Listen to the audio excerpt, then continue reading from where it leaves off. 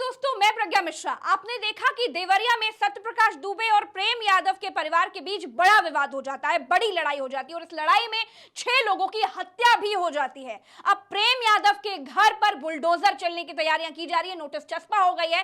आज इस पूरे मसले को विस्तार से समझेंगे, एक एक कड़ी को सुलझाएंगे और एक एक कड़ी को समझेंगे। लेकिन सबसे पहले जानेंगे कि पूरी घटना क्या थी और इस घटना को विस्तार से समझाने के लिए मैं भरत जी को बुलाऊंगी और अब भरत जी से समझेंगे कि पूरी घटना क्या थी। उसके बाद मिलते हैं भरत जी। जी प्रज्ञा जी, सबसे पहले हम देखेंगे कि आज प्रेम यादव की बेटी जो अर्चना यादव हैं, उनका बयान आया है। सबसे पहले उसको सुनेंगे हम, फिर आगे बढ़ेंगे।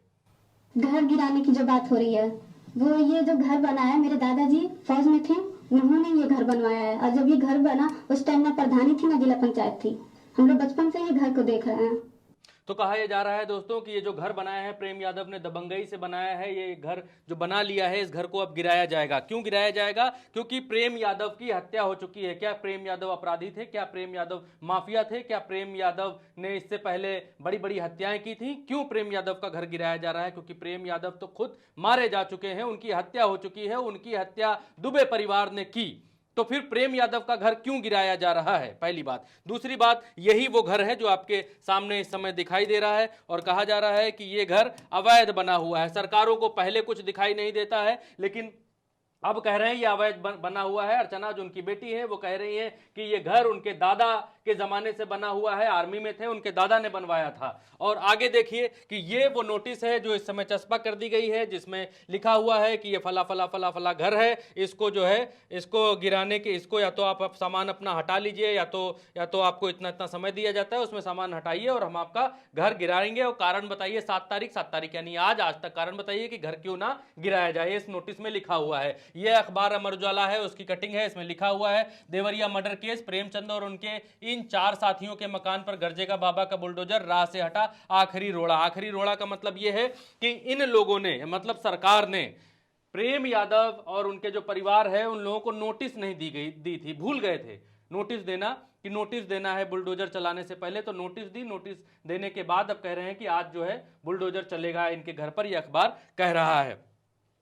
अब आगे चलते हैं, आगे अब आपको दिखाते हैं दूसरा जो बयान है अर्चना का, वो सुनिए। सपोर्ट कर रही है, विधायक के घर पे रह भी रहा है वो।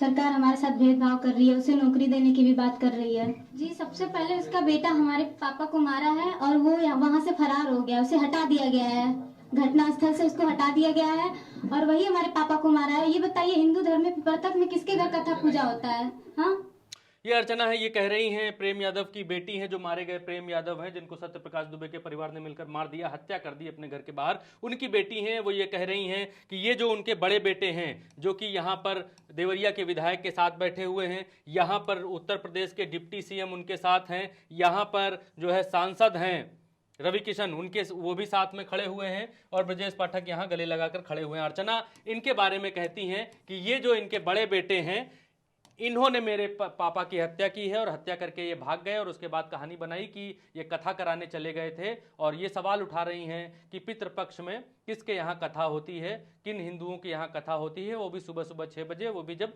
बारिश हो रही थी। ये अर्चना यादव का सवाल है। और ये देखिए, ये प्रेम यादव का पूरा परिवार है जो यहाँ पर बैठा हुआ। जल्दी से और आगे बढ़ेंगे।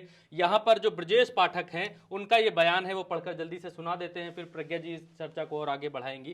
कहते हैं कि देवरिया की दुर्भाग्यपूर्ण घटना पर कठोर कार्रवाई की जाएगी, समयबद्ध उच्च स्तरीय जांच जारी है, इसकी मॉनिटरिंग भी मेरे द्वारा की जा रही है, किसी भी तरह की देरी या लापरवाही बर्दाश्त नहीं की जाएगी। दोषी अपराधियों को ऐसी सजा मिलेगी कि पीढ़ियां याद करेंगी। इस दुखद घटना में घायल हुए स्वर्गीय दुबे जी के पुत्र का गहन चिकित्सीय इलाज जारी है। मैंने बच्चे का कुशल क्षेम लिया है और उसकी तबीयत में सुधार निरंतर जारी है। डॉक्टर लगातार निगरानी भी कर रहे हैं। इस वारदात के दोषी लोगों को कानून के मुताबिक कड़ी कार्रवाई और सजा मिले। इस केस को फास्ट ट्रैक कोर्ट में ले जाने के लिए भी आवश्यक उपाय करने होंगे। उसके लिए राज्य सरकार तत्पर है। न्याय सबको मिले और अन्याय किसी के साथ ना हो, इस अवधारणा पर सरकार कायम है और केस में न्याय होगा और होता दिखेगा। ये कह रहे हैं ब्रजेश पाठक, डिप्टी सीएम उत्तर प्रदेश के। ये बात बिल्कुल सही है कि न्याय सबके साथ हो, लेकिन बुलडोजर चला देना प्रेम यादव के घर पर, यह कतई न्याय नहीं है, यह अन्याय है। प्रेम यादव कोई अपराधी था, कोई भूमाफिया था, लोगों को परेशान करता था, छिनेटी डालता था, डकैती डालता था, क्या डालता था? कुछ नहीं डालता था।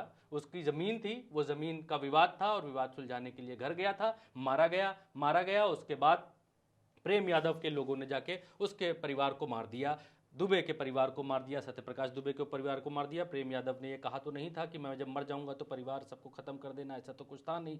ठीक, आगे बढ़ते हैं। आगे अखिलेश यादव कहते हैं देवरिया कांड में अगर किसी भी पक्ष के साथ अन्याय हुआ, खुलकर अखिलेश यादव ने इस बार लिखा है और कहा है, तो ये भी एक तरह का अपराध होगा अगर किसी पक्ष के साथ अन्याय हुआ तो। शासन प्रशासन का दायित्व है कि वो वातावरण को तनाव मुक्त रखे और ऐसा कोई भी काम न करे जो माहौल बिगाड़े। शांति की कोशिश का अंत किसी की हत्या या हत्या का प्रतिकार नहीं हो सकता और ना ही ऐसी वारदातें किसी सत्ता के लिए सियासी फायदा उठाने का मौका होना चाहिए, अखिलेश यादव कहते हैं। अब आगे देखिए कि ये जो क्रिया और प्रतिक्रिया की बात हो रही है, अखिलेश ने जिस प्रतिक्रिया की बात की और उसके बदले में जो आज एक बयान योगी आदित्यनाथ का पुराना बयान है, बहुत ज़्यादा वायरल हो रहा है, उसको आपको सुनना चाहिए। योगी आदित्यनाथ क्या कह रहे हैं और कांड के बारे में अखिलेश ने क्या बताया है वो सुनिए आप। योगी आदित्यनाथ का बयान सुनिए जो कुछ दिन पहले इन्होंने एबीपी न्यूज़ को दिया था। आपको कोई एक थप्पड़ मार दे, आप उसके सामने आपकी प्रतिक्रिया क्या होगी? आप तत्काल उसका प्रतिकार करेंगे। अगर आपके पास क्षमता है आप उसको पटकेंगे, वहां पे एक घूसा जरूर मारेंगे। क्षमता नहीं होगी, आप कमजोर होंगे तो आप भाग खड़े होंगे। आप घर में भी नहीं बताएंगे किसी ने मुझे मारा है, मैं जानता हूँ।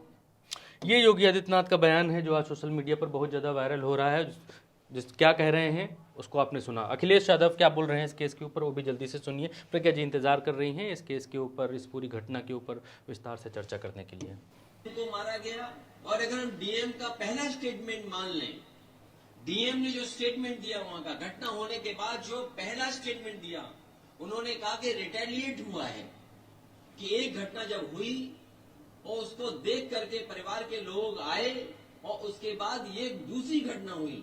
अगर इस घटना के लिए कोई जिम्मेदार है, 6 लोगों की जान जाने के लिए कोई जिम्मेदार है तो वो सरकार है और वहां के अधिकारी हैं। सरकार अधिकारियों के खिलाफ नहीं कार्रवाई कर रही है।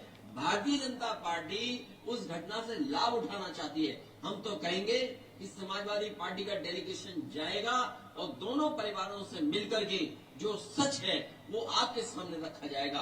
अगर दोषी एक पक्ष है तो दोषी दूसरा पक्ष भी है। जो घटना हुई है सुनने में आ रहा है और सच्चाई आप भी जानते होंगे और जो घटना है वो भी जानते हैं कि जब जिला पंचायत सदस्य दूसरे पक्ष के घर पे गया तो पता नहीं किसने धार धार से उसकी गर्दन पे हमला कर दिया। दराती और जो गांव में सामान रहता उससे हमला कर दिया, जिसके कारण वहीं पर बेहोश हो गए। उसके बाद और दराती मारी गई, जिसकी वजह से सुनने में आ रहा कि इतनी गर्दन पे मारी गई कि लोगों में ये रूमर फैल गया कि उनकी गर्दन काट करके उनकी हत्या कर दी। जब ये जानकारी उस दूसरे परिवार पक्ष को मिली तब उसमें खैर अखिलेश यादव वो बात बता रहे हैं। लेकिन सबसे बड़ी चीज़ है प्रज्ञा जी, मैं चाहूँगा कि आप चर्चा में इन हो। सबसे बड़ी चीज़ ये है प्रज्ञा जी कि प्रेम यादव की जो बेटी हैं, जो अर्चना यादव हैं, पीछे हैं इस समय, अर्चना यादव जो हैं, खैर ठीक है वो हम हटा देते हैं। अर्चना यादव का एक बात और कहना है प्रज्ञा जी कि वो कहती हैं कि अगर हम पंडित होते तो हमारे ऊपर इस तरह की कार्रवाई नहीं होती। उनका कहना ये भी है कि हमारे पिताजी अपराधी नहीं थे, हमारे पिताजी को पहले सत्यप्रकाश दुबे जी के परिवार ने मारा, हत्या कर दी।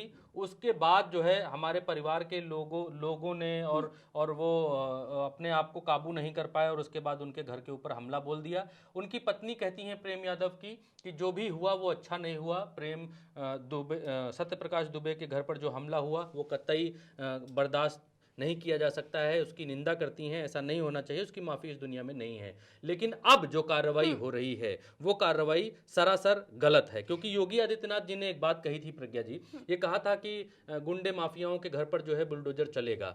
इस केस में प्रेम यादव ना तो गुंडा था, ना तो माफिया था, ना तो हत्यारा था। उसकी हत्या हुई, वो आदमी मर गया, मरने के बाद उसकी तरफ के लोगों ने, जिसने उसको मारा, उसके परिवार पर हमला कर दिया। निंदनीय है, देखिए सबसे है। दूसरी चीज प्रज्ञा जी, बात पूरी करना चाहूंगा, बिल्कुल सही बात है जी। अब प्रेम यादव तो मर गया, अब प्रेम यादव के घर वालों का क्या कसूर है इसमें, उसकी बेटियों का क्या कसूर है इसमें? और प्रेम यादव क्या ये कहकर गया था कि मेरी हत्या हो जाएगी तो फिर ऐसा ऐसा करना, या इसमें प्रेम यादव की कोई गलती है? सबसे बड़ी बात प्रेम यादव के परिवार की कोई गलती है? ये जो पूरी लड़ाई है इसको जो यादव वर्सेस ब्राह्मण जो बनाने की कोशिश की जा रही है, ये सरासर गलत है। और ये नेताओं ने इसको एक ऐसा एंगल दे दिया है जिसकी वजह से ये लड़ाई एक अलग ही रुख पकड़े ले रही है। ये यादव और ब्राह्मण वाला एंगल देने का कारण सिर्फ ये है कि किसी को ब्राह्मण का वोट चाहिए, किसी को यादवों का वोट चाहिए। लेकिन अगर यहां पर देखा जाए तो ये जो हीनियस क्राइम है, ये आखिर हुआ किस वजह से? ये हुआ एक जमीन के विवाद के कारण था, जिसमें एक पक्ष ने जमीन बेच दी थी जो कि प्रेम यादव ने खरीद ली थी, और खरीदने के बाद जो होना था वो कानूनी कार्रवाई होनी चाहिए थी, कानून का सहारा लेना चाहिए था। भरत जी, आपने अभी एक बाइट सुनाई थी मुख्यमंत्री योगी आदित्यनाथ जी की, जो उन्होंने एबीपी को एक इंटरव्यू देते हुए कुछ समय पहले की उनकी बाइट आजकल बड़ी वायरल हो रही है, इसीलिए भरत जी ने सुनाई होगी। तो मुख्यमंत्री योगी आदित्यनाथ जी के इस वक्तव्य से मैं तो बिल्कुल सहमत नहीं हूं कि अगर आपके साथ कोई ऐसी क्रिया करता है, आपको पलट के झापड़ मारता है, तो आप उसको एक मुक्का मार दे। ये तो सरासर गलत है, क्योंकि हमारे देश में कानून का राज है। हमें सबसे पहले तो कानूनी सहायता लेनी चाहिए। हमें हमारे देश के अगर कोई झापड़ भी मारता है तो हमें हमारे देश की न्याय व्यवस्था पर भरोसा रखना चाहिए, तभी हमें न्याय मिलेगा। और दूसरी बात, अगर क्रिया की प्रतिक्रिया की बात हो तो फिर अगर आवेश में आने के बाद अब जो करते हैं वो वैसा ही होता है जो देवरिया कांड में हमने देखा है। क्या देखा है कि एक पक्ष ने पहले, जो सत्यप्रकाश दुबे हैं, उनके पक्ष ने प्रेम यादव, जो कि उनके घर कुछ बातचीत करने के लिए, शायद सुलह की बात करने के लिए गए हुए थे, उनकी हत्या कर दी। जिसके बाद प्रेम यादव के पक्ष के लोगों ने सत्यप्रकाश दुबे के घर के 5 लोगों की हत्या कर दी। अब उनके घर के जो लोग बचे हैं, सत्यप्रकाश दुबे के जो बेटी बची है, जो बेटे बचे हैं, उनसे तो लोग मिलने जा रहे हैं, लेकिन प्रेम यादव के घर पर कोई नेता, कोई विधायक मिलने के लिए नहीं जा रहा है। कोई भी जांच के पहले सबसे पहले जजमेंट दे दिया गया है कि प्रेम यादव ही दोषी है, बल्कि प्रेम यादव जिंदा ही नहीं है, उनकी हत्या की गई है। इस पूरे मामले में सबसे पहले तो पूरी जांच होनी चाहिए, कायदे से समझना चाहिए कि पूरा सिनेरियो, पूरा ये घटना आखिर है क्या। सिर्फ जजमेंट देकर के, वो भी सिर्फ एक उदाहरण सेट करने के लिए, ये जो बुलडोजर वाली प्रतिक्रिया दिखाई दे रही है भरत जी, सिर्फ एक एग्जाम्पल सेट करने के लिए हो रही है। प्रज्ञा जी, क्या इन लोगों के खिलाफ कार्रवाई नहीं होनी चाहिए जो अब नाप रहे हैं घर, जो अब नाप रहे हैं खेत, जो अब नाप रहे हैं कि ये जमीन सरकारी है? गांवों में प्रज्ञा जी 99% गांवों में लोगों के जो घर बने हुए हैं वो खरीदी गई जमीनों पर नहीं बने हुए हैं। क्योंकि जब गांव बसते हैं तो गांव ऐसे ही बसते हैं जिसको आबादी बाद में बोल दिया जाता है। और उसके बाद अब प्रज्ञा जी, इस समय आज से 2 साल पहले हमारे गांवों में गांव के नंबर अलॉट हुए हैं, गांव के अगल बगल नंबर, गांव में मकान नंबर तक नहीं होते थे प्रज्ञा जी, वो अब अलॉट होना शुरू हुए हैं। तो सरकार किसी के भी घर को सरकारी ठहरा सकती है, सरकारी बता सकती है, लेकिन प्रेम यादव के खिलाफ जो बुलडोजर की तैयारी, जो डराने की तैयारी, जो धमकाने की तैयारी की जा रही है, चलाने की तैयारी की जा रही है, वो कतई और कतई और कतई अन्यायपूर्ण है, अन्याय है। वो बेटियां 21-22 साल की होंगी, वो बेटियां जो ये कह रही हैं हमारे समाज में, हमारा देश जो विश्वगुरु बन रहा है, उस समाज की बेटियां ये कह रही हैं कि हम पंडित नहीं हैं, इसीलिए हमारे साथ ऐसा हो रहा है, हम यादव हैं इसलिए हमारे साथ ऐसा हो रहा है। तो सोचिए उस मासूम, आप ये तस्वीर बच्चों के दिमाग में क्या चल रहा होगा। आप ये देखिए, पक्षपात नहीं है तो क्या है? क्या भारतीय जनता पार्टी के नेता, क्या उत्तर प्रदेश के डिप्टी सीएम, क्या सांसद रवि किशन, क्या और भी नेता जो भी मिलने जा रहे हैं, क्या इन बच्चों से, इस परिवार से नहीं मिल सकते हैं? इसने भी तो, किसी ने अपने 5 खोए, किसी ने अपना 1 खोया, लेकिन शुरुआत किसने की? अगर उस सवाल पर जाएंगे तो वो भी एक सवाल है। ये पूरा कांड निंदनीय है। देखिए, बिल्कुल पूरा कांड निंदनीय है। और अगर हम नेताओं की बात करें भरत जी, नेताओं की बात करें तो जिस तरह से हम देख रहे हैं कि एक पक्ष को सपोर्ट करने के लिए जहां हमारी मौजूदा सरकार के तमाम नेता विधायक दुबे के परिवार से मिलने के लिए गए हैं, तो वहां पर एटलीस्ट अखिलेश यादव जी को, पूर्व मुख्यमंत्री अखिलेश यादव जी को भी पहुंचना चाहिए था। अगर ये इस तरह का ही है, वही चर्चा प्रज्ञा जी फिर शुरू हो जाती कि फिर जातिवाद शुरू हो जाता। अगर अखिलेश यादव एक पक्ष की तरफ जाकर खड़े हो जाते, उनसे भी ये उम्मीद की जाती है कि वो भी अगर जाएंगे तो दोनों परिवारों से मिलेंगे, दोनों परिवारों से न्याय की उम्मीद जताएंगे कि दोनों परिवारों के साथ न्याय हो। लेकिन अगर अखिलेश यादव परिवार के साथ जाकर खड़े हो जाते तो आज हम ये चर्चा कर रहे होते कि ये प्योर राजनीति है, यादवों को एक तरफ करने की और ब्राह्मणों को एक तरफ करने की। लेकिन इसमें होना प्रज्ञा जी एथिकली होना ये चाहिए। यादव और ब्राह्मण की लड़ाई नहीं है, ये एक हीनियस क्राइम है जो कि जमीनी विवाद के कारण हुआ था, और इसके पीछे दोषी है वो है सिस्टम। जी, सिस्टम ही दोषी है। एकदम दोषी है, क्योंकि जब घर बन रहा था, क्योंकि बच्ची कह रही है ये घर हमारे दादा जो कि सेना में थे उनके समय से हमारा घर बना हुआ है। तो घर अच्छा बनाना इस देश में क्राइम तो है नहीं, अच्छी तरीके से रहना इस देश में क्राइम तो है नहीं, किसी के पास जमीन ज्यादा होना क्राइम तो है नहीं, जमीन किसी से खरीदना क्राइम तो है नहीं। अगर इनमें विवाद होता है, किसी की हत्या हो जाती है, तो उसके बाद ये कहना कि फला यादव था, गुंडा था, माफिया था, क्रिमिनल था, इसलिए मारा गया, ये बिल्कुल गलत है। ये बिल्कुल संवेदनहीन बयान है। जो लोग जातिवादी एंगल से इस चश्मे से इस बात को देख रहे हैं, प्रेम यादव ना तो माफिया था ना तो गुंडा था, कहते हैं दबंग था जी। दबंग था। और दबंग एक था, सेकंड, शायद प्रज्ञा वो जी, इस सिनेरियो में कहा जा रहा होगा क्योंकि वो प्रधान रह चुके हैं, उनका परिवार साथी एक जिला सेकंड, प्रज्ञा पंचायत जी। सदस्य है, तो ये कहा जा रहा है कि दबंगई से उन्होंने चुनाव लड़ा होगा और हाँ, तो दबंगई से बाकी जीत हासिल की मैं यही होगी। बात कहना चाहता हूं। तो बाकी जो सांसदी का चुनाव लड़ते हैं, विधायकी का चुनाव लड़ते हैं, ब्लॉक प्रमुखी का चुनाव लड़ते हैं, पंचायत का चुनाव लड़ते हैं, तो वो बाकी लोग क्या भीख मांगते हुए चुनाव लड़ते हैं कि अल्लाह के नाम पे दे दे वोट, दे दे वोट, दे दे? कैसे चुनाव लड़ते हैं? जैसे सबने चुनाव लड़ा होगा वैसे प्रेम यादव ने भी चुनाव लड़ा होगा। अब कोई चुनाव लड़ ले तो फिर वो दबंग था, ऐसा कैसे कह सकते हैं कि दबंग था? दबंगई से उसने चुनाव जीत लिया। क्या नहीं, लोगों और ने वोट नहीं दिया? जजमेंट करने का रीजन तो बताएं, कारण तो दिखाएं। रीजन सब फालतू हैं, उल्टे सीधे रीजन है। क्योंकि उसके घर में प्रधानी रह चुकी थी इसलिए वो दबंग था जी। वो जिला पंचायत सदस्य रह चुका है इसलिए वो दबंग था। तो इस देश में जो लोग प्रधानमंत्री हैं, जो लोग मुख्यमंत्री हैं, जो लोग सांसद हैं, जो लोग विधायक हैं, जो लोग एमएलए हैं, एमएलसी हैं, प्रधान हैं, फिर वो कैसे बिना दबंगई के, या फिर कैसे? इसकी क्या प्रक्रिया होती है? दबंग होने की क्या प्रक्रिया होती है? अगर आप प्रधानी जीत ले तो आप दबंग हैं। आपको दोषी ठहराने के लिए काफी है कि आपने प्रधानी जीती थी, आप दबंग हो गए। बिल्कुल, ये कोई जजमेंट करने का तरीका ही नहीं है। सरकार का काम है, शासन का काम है दोनों पक्ष को सुनना और प्रेम समझना। यादव किसी भी मुकदमे में किसी न्यायालय से दोषी नहीं है, कहीं से भी दोषी नहीं है, कहीं से भी अपराधी नहीं है, कहीं से भी हत्यारा नहीं है, कहीं से भी माफिया नहीं है। देखिए, अगर हम इस पक्ष को इस तरीके से देखने की कोशिश करेंगे, देखिए कोई गुंडा होता, माफिया होता, तो वो एक अलग बात है। लेकिन यहाँ पर दो गांव के परिवार थे, जिसमें से एक परिवार का व्यक्ति जो था वो जिला पंचायत सदस्य रह चुका था, उसके परिवार में प्रधानी रह चुकी थी, बाबा परदादा का मकान था जिसमें वो लोग रह रहे थे, और दूसरा पक्ष सत्यप्रकाश दुबे का पक्ष था, जिनके घर का भाई प्रेम के घर में रहता था और उस भाई ने प्रेम यादव के घर पे जमीन कर दी थी। आपका विवाद था, आप लोग बातचीत करके भी सुलझा सकते थे, लेकिन आपने सबसे पहले किसी की हत्या करी, और हत्या के बाद जो कुछ हुआ वो वाकई बिल्कुल अक्षम्य है।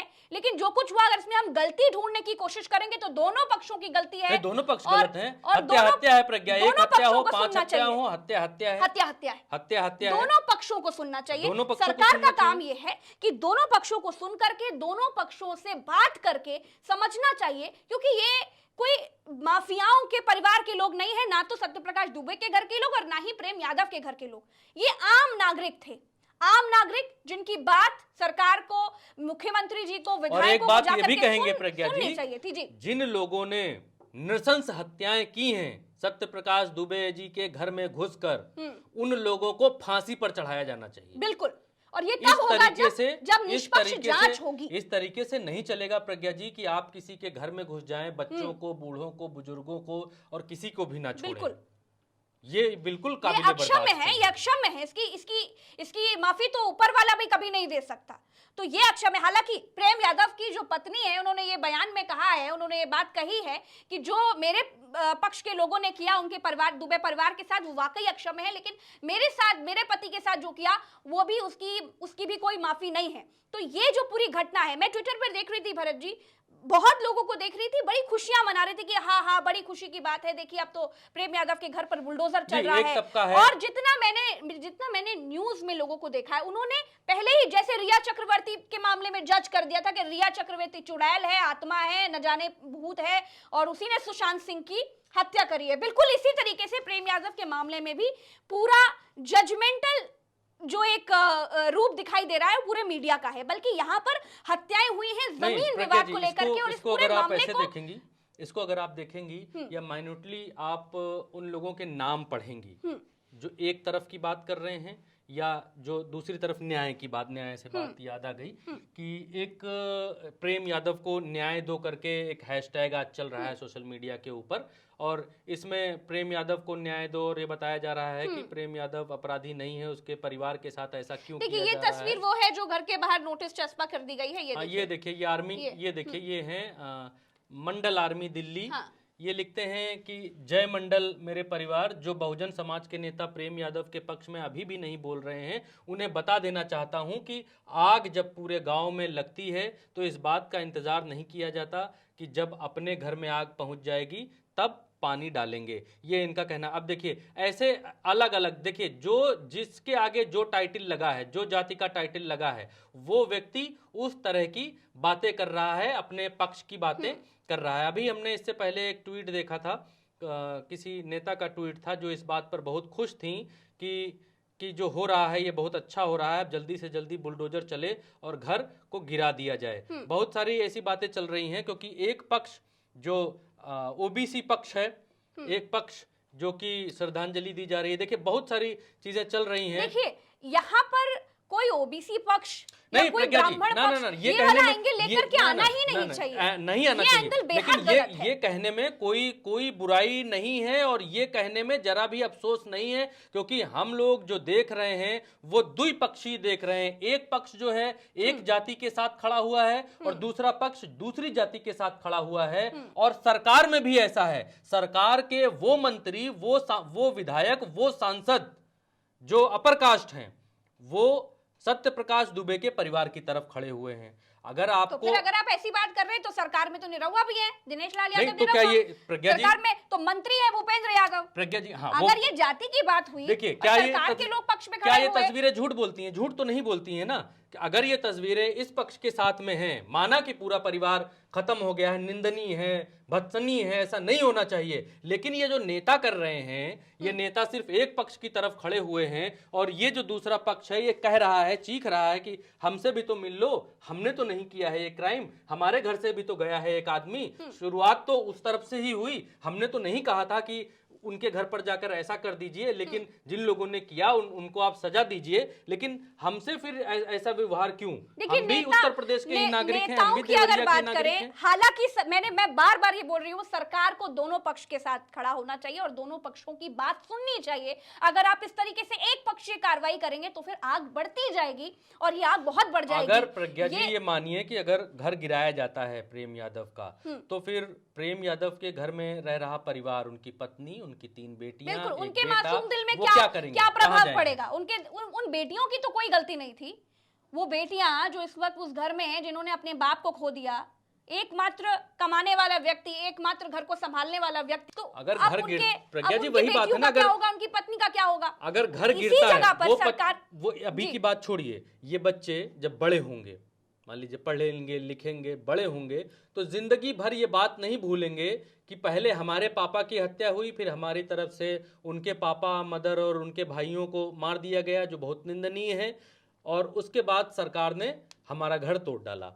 जिंदगी भर क्या दिमाग में छपेगा, क्या रहेगा? और जिस तरह और से ये सिर्फ बेटियां इसलिए कह क्योंकि रही बेटियां हैं, कह रही हम पंडित होते बिल्कुल, जिस तो तरह नहीं से होता। ये बेटियों ने कहा कि अगर हम पंडित होते तो हमारे साथ ऐसा नहीं होता, ये सुनकर के मुझे वाकई बड़ा धक्का लगा, क्योंकि हमारे उत्तर प्रदेश में इस तरह की बातों का किसी बेटी के मुंह से सुनना या किसी बच्चे के मुंह से सुनना गवारा नहीं देता है, क्योंकि हम लोग बहुत विकासवादी लोग हैं।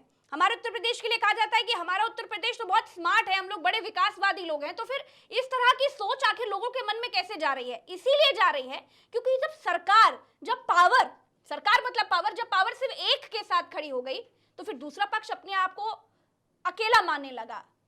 तो ये इस वक्त पर चल रहा है और ये नहीं होना चाहिए। दोनों पक्ष की बात, और जिसने ये हीनियस क्राइम किया है, जो अपराधी पाए जाएं, उनको तो फांसी पर लटका देना चाहिए। मैं तो ये कहूंगी, जिन्होंने बच्चों को नहीं छोड़ा, महिलाओं को नहीं छोड़ा, बुजुर्गों को नहीं छोड़ा, उनको तो फांसी पर लटकाना चाहिए। लेकिन जिन्होंने प्रेम यादव की हत्या करी, उनको भी नहीं छोड़ना चाहिए, क्योंकि क्राइम दोनों तरफ है। आप एक तरफ खड़े होकर के ये नहीं बता सकते कि चलिए एक को मार दिया तो कोई बात नहीं। इस वक्त हम एक एक कड़ी को जोड़ने की कोशिश कर रहे थे, एक एक कड़ी को समझने की कोशिश कर रहे थे, और अंततः यही बात निकल करके आ रही है कि सरकार को, शासन को दोनों तरफ के पक्षों को सुनना चाहिए। यही न्याय है, यही हमारा देश का संविधान कहता है और यही लोकतंत्र कहता है कि हमें दोनों पक्षों को सुनना चाहिए, बशर्ते पहले किसी भी तरह का जजमेंट दे देने का। तो जो हुआ है वो बहुत ही भयानक हुआ है। जो आरोपी पाए जाते हैं उनको कड़ी से कड़ी सजा होनी चाहिए, लेकिन जो निर्दोष हैं उनके साथ कुछ गलत नहीं होना चाहिए, जिससे गलत एग्जाम्पल ना सेट हो जाए।